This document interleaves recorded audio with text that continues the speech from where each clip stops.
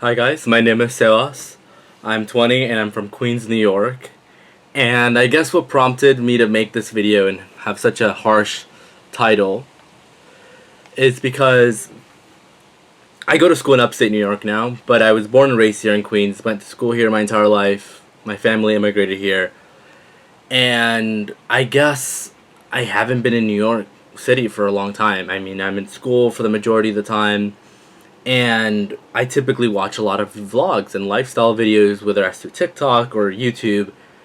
And I guess I was slowly starting to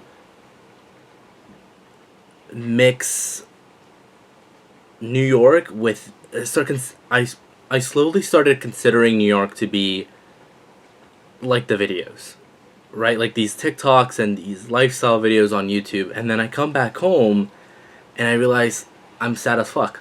And I'm like, well, and I was kind of just in a slump for a few days and in a funk, and I couldn't tell why. And then I was like, well, yeah, you're watching all these videos about these crazy influencers, and that's not your New York. That's not the lifestyle that you grew up in. That's not the New York that I grew up in, at least. And although I don't hate these vlogs, I mean, I do watch them a lot, I just don't think they accurately demonstrate what life is in New York. For starters, New York City is a diverse city. And I've kind of coined this idea of the Times Square effect, where a lot of immigrants who come to New York view Times Square as like the best thing ever. And it's like the it thing. It's like you are finally in the United States, you're in New York. And I think all these influencers try to shit on it, but then also are going to Soho and Williamsburg and buying an $8 coffee. I don't know, it just doesn't make sense. The food. Not everyone is eating organic food, or going to Trader Joe's or Whole Foods. Like, no New Yorker does that. And when you're seeing all these, like, niche little things, you're like, well, that's not the New York that I'm from, but I guess it's cool, right? I'll continue watching. And I think the biggest problem with these videos for me is the fact that they're only centered in Manhattan. And then part of like the hippie areas of Brooklyn, right? Like Williamsburg and unfortunately now Bushwick. And then like although I grew up going there, I mean I would go out to eat there and you hang out there, it's not the real New York. It's expensive to live there. It's filled with finance bros and tech bros and these beauty gurus who don't accurately portray New York.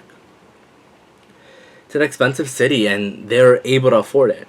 Like, I've never been to the Hamptons before, and them going to the Hamptons for a weekend is so out of touch to what we really do. Like, if we're gonna go to the beach, we're gonna go to the Rockaways. It's the best beach in New York City and it's in Queens. So then a few days ago, I was like, you know what? Like, I'm feeling sad. Let's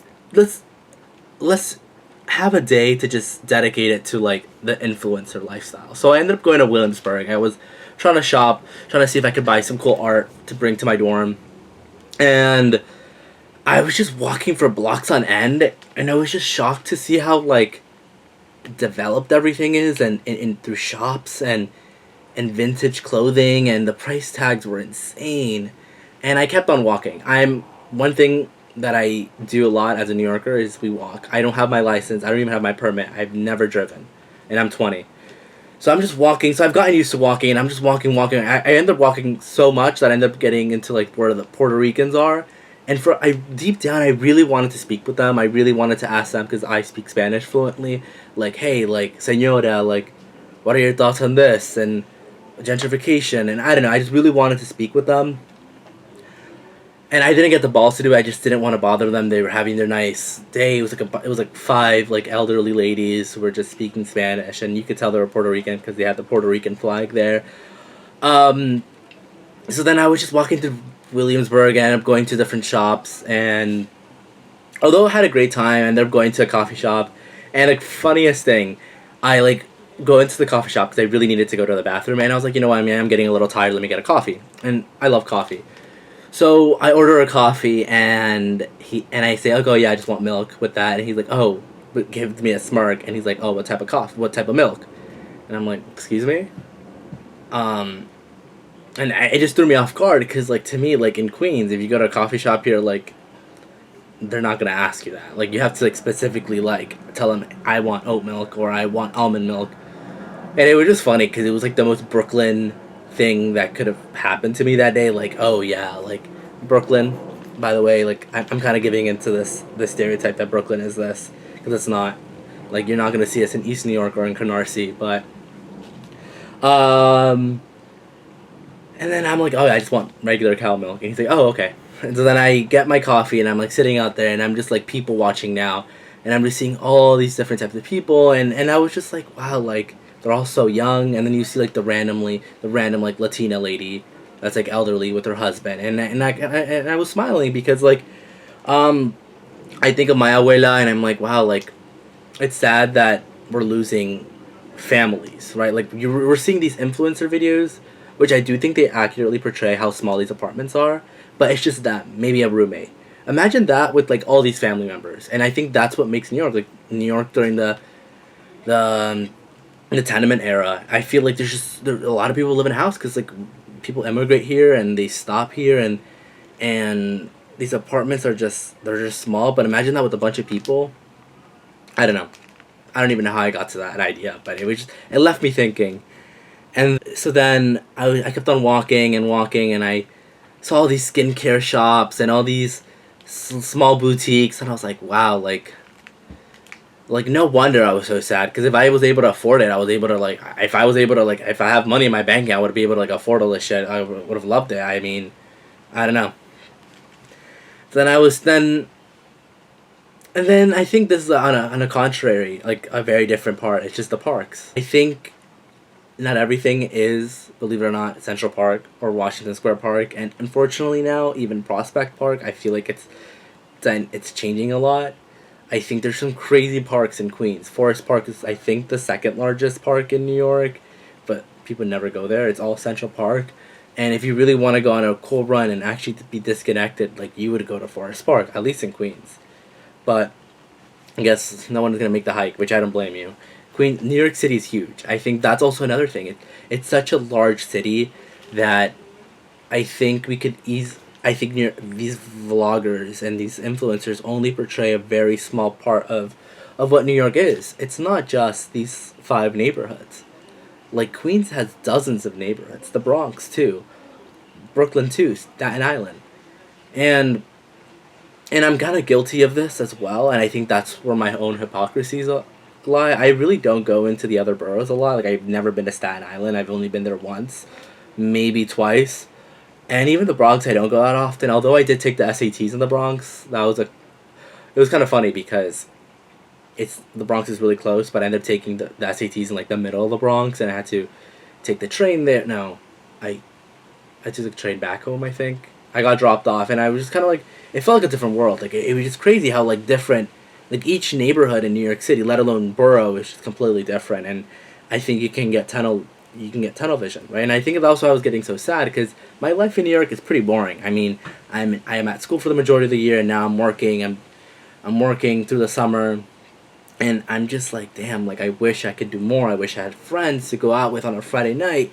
I wish I could do this and do that on Saturday, but it's not like that. I feel like most people are just hustling, and that's the sad reality of being in New York, is that not everyone goes for cocktails every day. Like, no one goes on these crazy dates. I mean, realistically.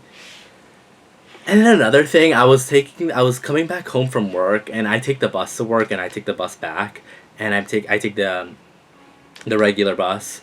And I was just kind of crazy. I was like, damn, like, you'll never see a video on a bus. Although I think being on the bus, I feel like it's a lot more intimate. I feel like there would be some crazy videos on there.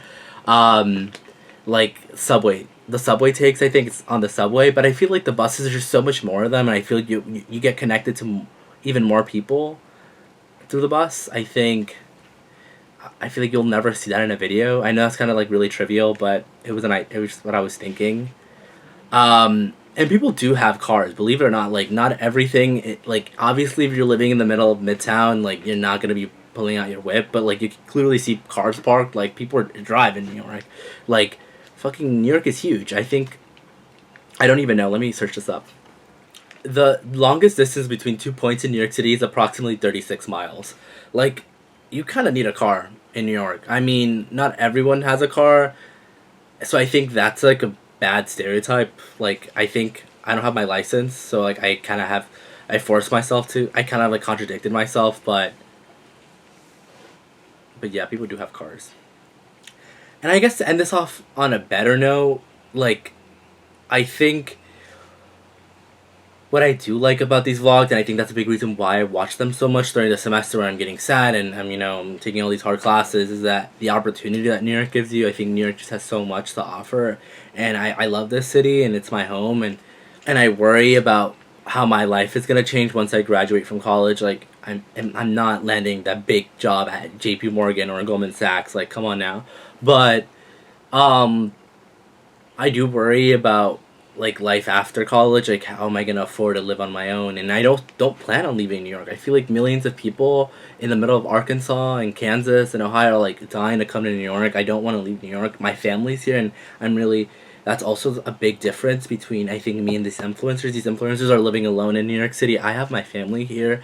So that's an added reason why I love this city so much. Like, I get to experience these things with my family, and although I don't really talk to a lot of people from my hometown, I think you lose connection with a lot of people, which is kind of sad.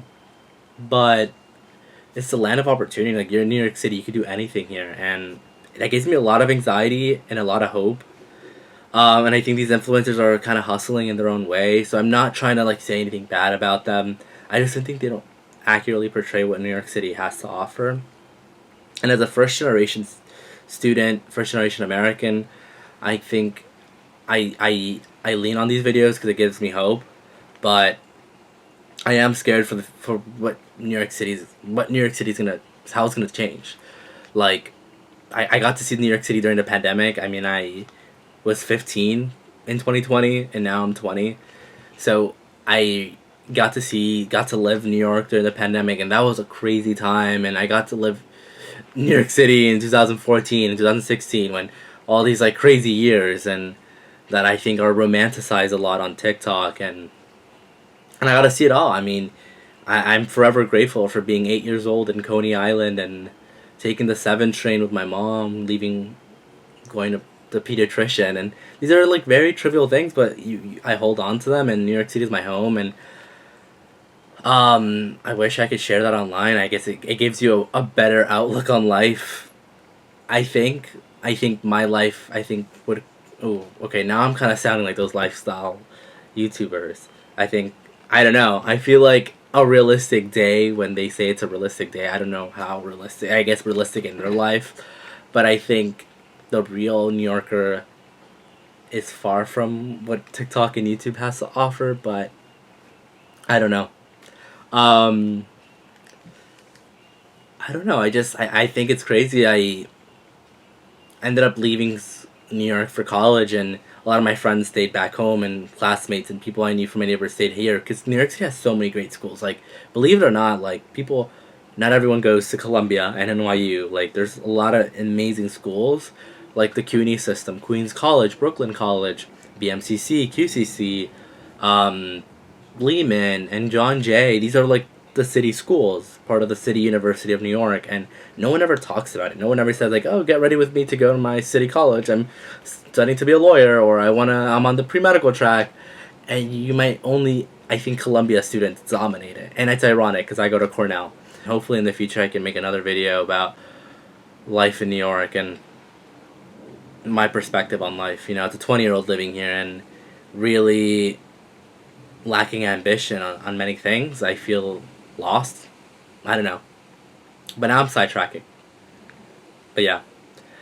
If you like the video, drop a like and subscribe, and or perhaps I can make another video about other mundane things that happen in New York. Bye.